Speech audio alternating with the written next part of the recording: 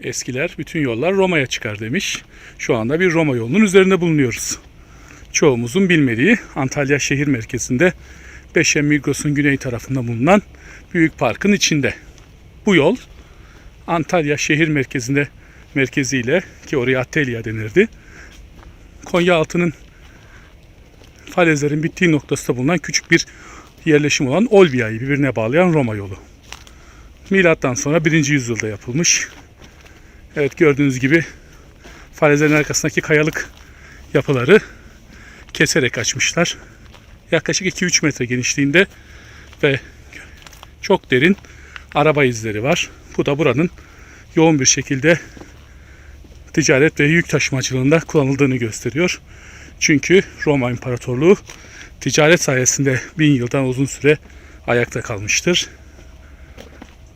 Roma yolunun başlangıç noktası. Yerdeki taşların düzeltildiğini görüyorsunuz. Kenarlarda evet izler mevcut ve derin araba tekerlerinin bıraktığı izler var. Bu da buranın ticarette, yük taşımacılığında yoğun bir şekilde kullanıldığını gösteriyor. Bu yol Roma'yı bir ağ gibi ören yollardan bir tanesi. Attelya ile Olbia'yı birbirine bağlardı. Antalya merkezde Beşen Migros'un altındaki Akdeniz Kent Parkı'nın içinde bulunuyor. Değişik bir yeri görmek isterseniz buraya gelip kısa bir yürüyüş yapabilirsiniz.